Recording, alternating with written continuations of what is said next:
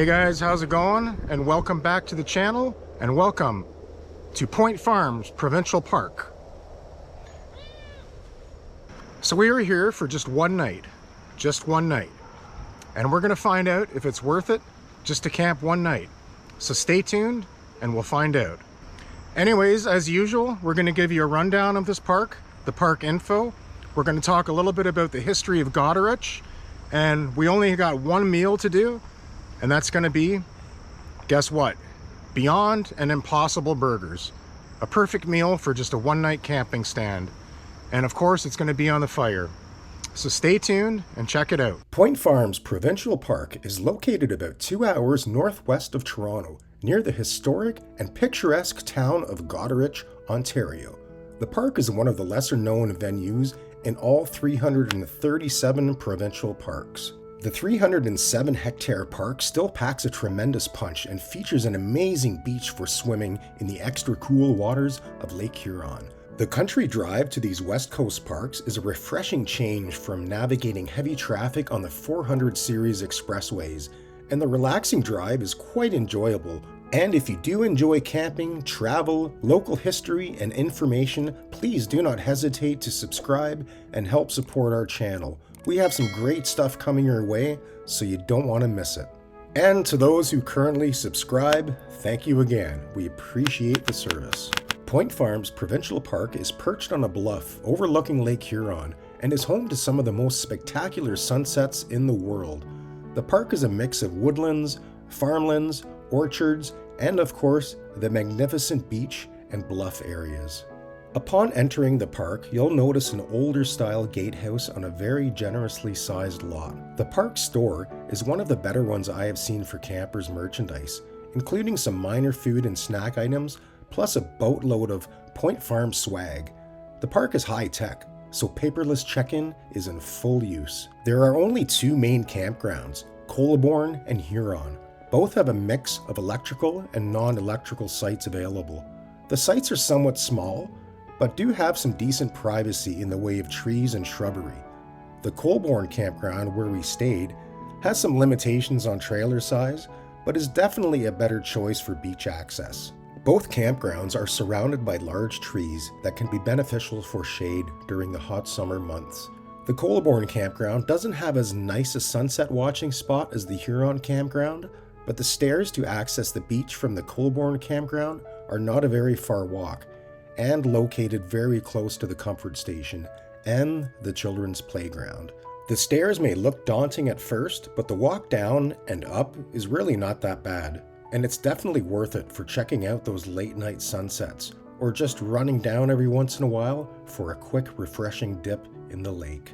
The Colborne campground also has the closest accessibility by vehicle to the beach. The main beach parking lot is very large, and there are no massive dunes that need to be negotiated, unlike some other beaches.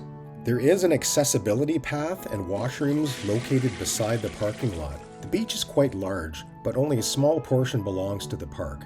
Nevertheless, I think you're still allowed to walk the beach past the property lines, but if I'm wrong about that, please let me know in the comments.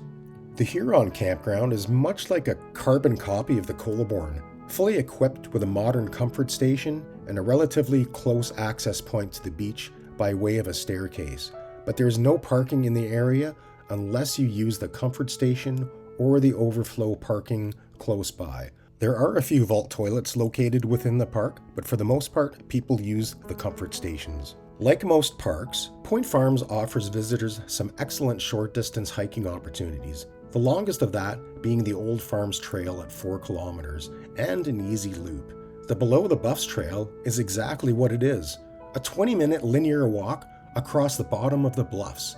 And last but not least, the Ravine Trail, if you're into a 30-minute, more challenging hike. The park did used to have a visitor center in one of the old structures from the farm, but it had to close in 2006 due to structural concerns. You can still visit the property that features a large parking lot for hiking the trails nearby. The property around the old barn is still maintained, but entry is strictly forbidden and is locked up tight. There isn't much signage or information about this area, but it exists for park patrons to enjoy, among all the other trails and activities. And if you get bored with that, you can take a 10-minute drive to Goderich and check out one of the most picturesque towns in Ontario. The town of Goderich, often called the prettiest in Canada, has shaped its history with the unrelenting pull of the mighty Lake Huron, coupled with a vibrant salt industry.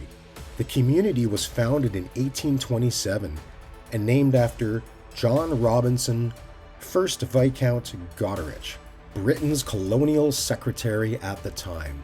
Unlike most settlements, the town was planned and laid out in an octagonal design with streets radiating out like spokes on a wheel from the main courthouse.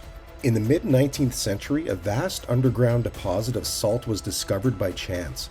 This newly found mineral transformed Goderich and paved the way to be a leading producer in North America's salt industry, and is still a vital part of Goderich's economy. The Great Lake Huron was also means for the town's prosperity, from the thriving fishing trade that existed in the past, as well as the tourism and boating that are enjoyed by many today. The location of the town presented some issues with the mighty Lake Huron's unpredictable weather and violent storms, leaving behind tales of tragedy and lost vessels. In fact, a devastating F3 tornado in 2011 left the town in ruins, and much of the downtown area was affected, but it was later rebuilt. Today, Goderich is known for its unique charm and is a destination spot for tourists exploring Ontario's west coast. Whether it be camping, hotels, cottages, or day trips, you'll find everything you need in Goderich. And now, let's see how our one-day camping trip is coming along. Now I know it's not polite to point, but I do want to make a point about Point Farms.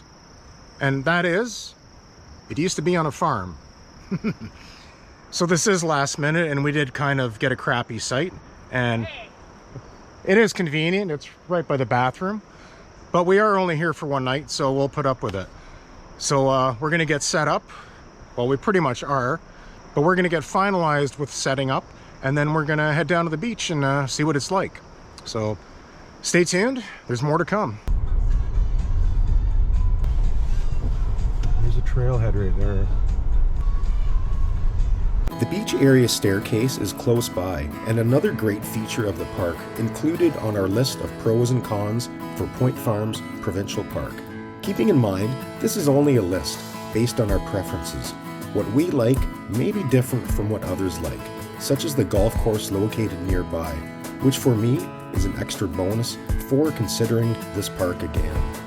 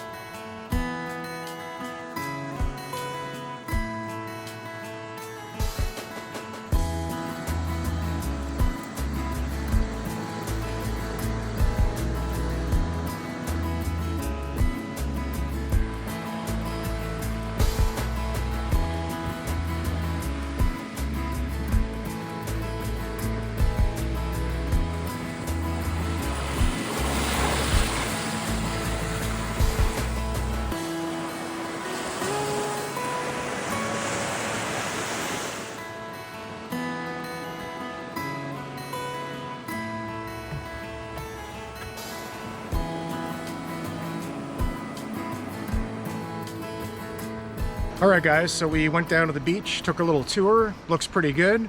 Unfortunately the weather's a little cold right now, we're still in early September, but yeah, looks like the water is pretty cool and not many people are swimming. So it's time for dinner. The weather might be coming in soon, we are expecting some rain tonight, so we're gonna get dinner going pretty quick.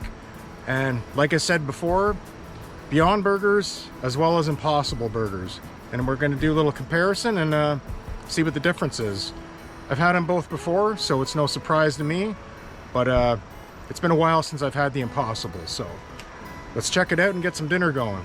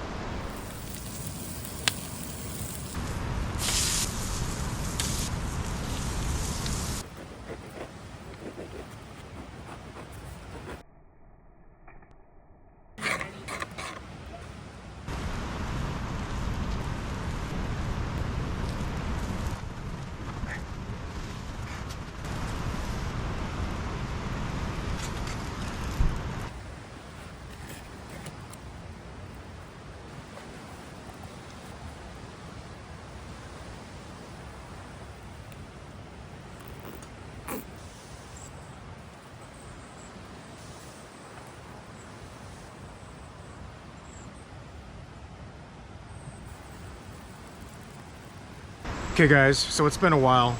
So let's try this Impossible Burger out and check it out. It looks pretty good. Of course it does. And it is pretty good. I've had it before. I remember what it tastes like. And I do remember it was really stinky, but I didn't sense that today. So let's take a bite out of it and see what it's like. I'm really used to the Beyond Burgers, but these are a new ball game for me. So let's check this out. Impossible Burger. Let's try the Beyond. All right, the old reliable Beyond Burger, and you're gonna find this pretty much everywhere. I think I did overdo them a little bit, but there definitely is more of a flavoring in Beyond. More of a charbroil type flavor, kind of what the Whopper is. So I think in the future, I'm still gonna stick with Beyond. So Impossible, try again. All right, the night's not young anymore, so let's get eating. And let's get a fire going, and let's wrap this up and head on home tomorrow.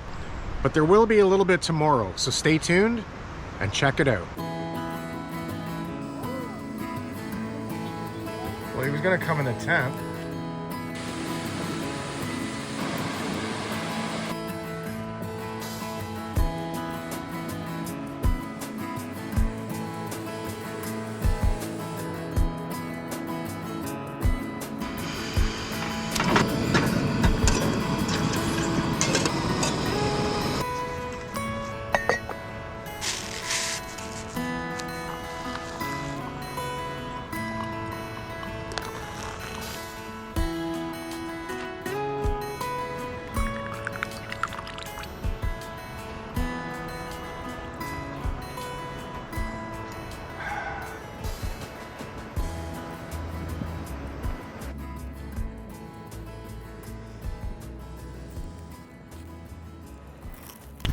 Alright guys, so that is about it for the trip. We are packed up and we are about to get out of here.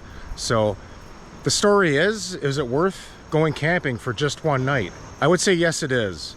As long as you get in a check-in time around 2 o'clock and kind of stay to maybe about noon, you can actually get a pretty good day out of it. But the trick is just to make your drive 2 hours or less. If you're driving 4 or 5 hours, it won't be worth it. So you're just going to spend all your time setting up and tearing down. So we had a good night. It's a nice park, very nice beach. The sites are a little bit small and a little bit cruddy, but you know, it is what it is. So glad I was only here for one night. If you do want some friendly advice, if you do want peace and quiet, don't book your site next to a comfort station and a playground. So that's it. We're going to be out of here, and next could be Bruce Peninsula in October. So stay tuned, and please don't forget to subscribe. We could really use the help. Take care. And of course, can people stop leaving their garbage in the fire pits? Just throw it out. It's just as easy as that. Thank you.